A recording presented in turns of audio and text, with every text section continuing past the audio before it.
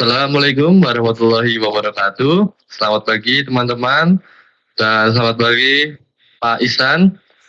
Di sini kami sebagai kelompok 9 ingin memaparkan bagaimana runtutan berjalannya short movie kami yang bernama Judul Beranjak ini. Sebelumnya, perkenalkan nama saya Altan Nabil Arya dengan NIM 042. Lalu teman saya.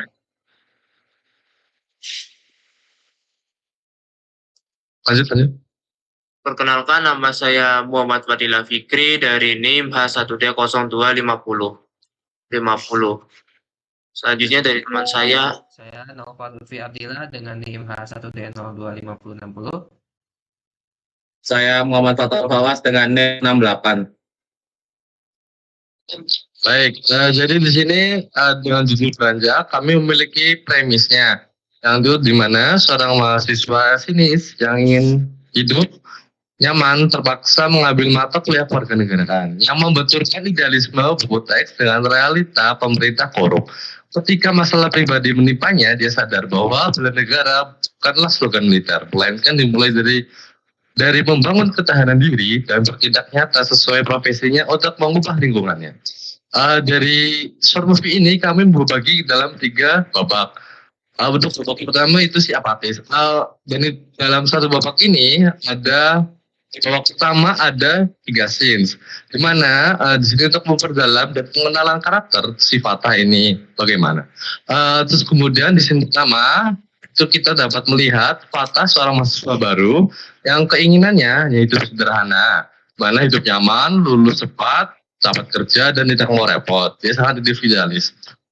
Nah, di sana cerminan dari krisis partisipasi politik rakyat dan dampak globalisasinya.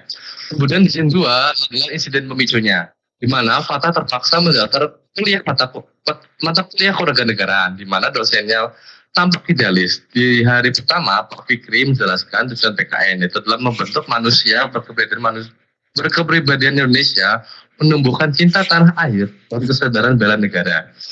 Dan di sini dia kayak menganggap bahwa PKN atau mata kuliah ini adalah buang-buang waktu.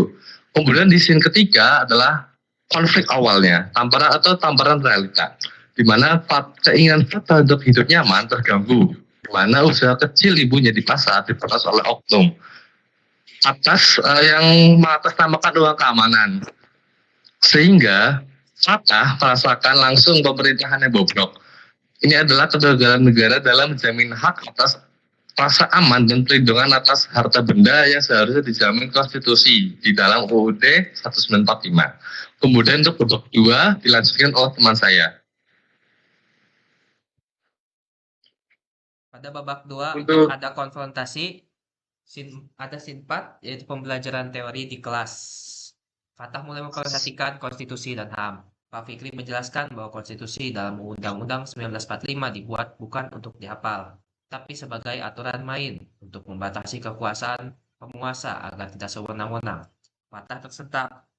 Hak versus kewajiban. Fatah belajar tentang hak asasi manusia. Dia sadar hak ibunya, hak atas rasa aman, hak atas kesejahteraan telah dilanggar. Tapi Pak Fikri menekankan bahwa hak selalu datang bersama kewajiban warga negara, seperti wajib menghormati hak asasi orang lain dan wajib menaati hukum. Di scene 5, aksi pertama gagal. Dipenuhi keresahan, Fatah mencoba bertindak. Dia memviralkan video oknum aparat itu. Hasilnya nihil. Video itu di take down, dan ibunya malah diancam lebih keras. Fatah marah besar pada sistem. Scene 6, titik terendah. Fatah menyalahkan lingkungannya yang terlalu apatis dan penakut. Dia merasa sendirian. Dia frustasi karena identitas nasional yang diajarkan, seperti gotong royong, ramah tamah, rasa seperti dongeng. Dia merasa demokrasi tidak bekerja. Pada babak 3 resolusi akan dijelaskan oleh teman saya. Itu pencerahan.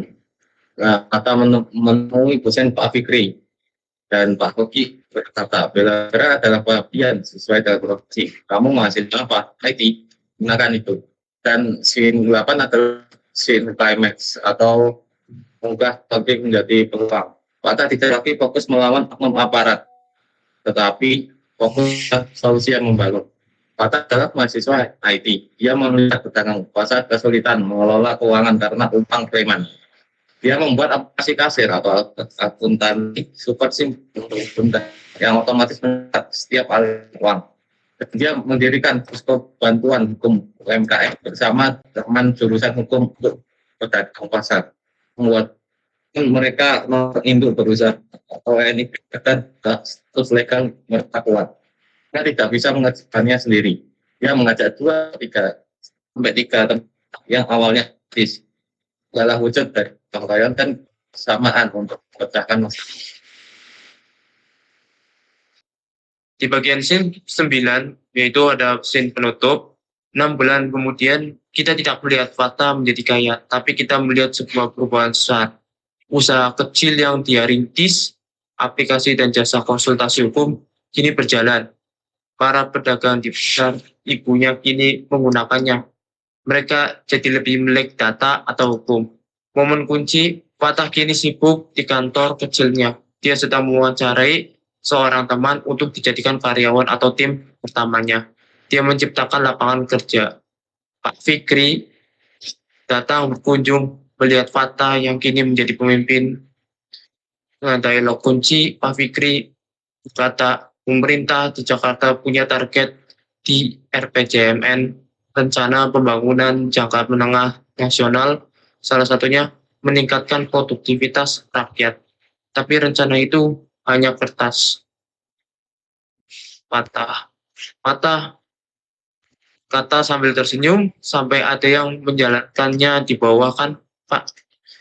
Pak Fikri berkata, cepat kamu dengan membuka satu lowongan ini, dengan menjalankan strategi nasional itu, kamu tidak hanya mengeluh tentang pemerintahan bobrok, namun kamu menciptakan ketahanan ekonomi versimu sendiri. Itulah bela negara. Film berakhir dengan Fatah menjabat tangan karyawan barunya. Dia telah berubah dari mahasiswa sinis yang mencari kenyamanan diri sendiri menjadi warga negara yang menciptakan kenyamanan pekerjaan untuk orang lain. Sekian itu dari kelompok kami. Sekian yang bisa kami sampaikan dari seluruh babak 1, 2, dan 3 short movie dari kelompok kami. Kurang lebihnya mohon maaf. Assalamualaikum warahmatullahi wabarakatuh.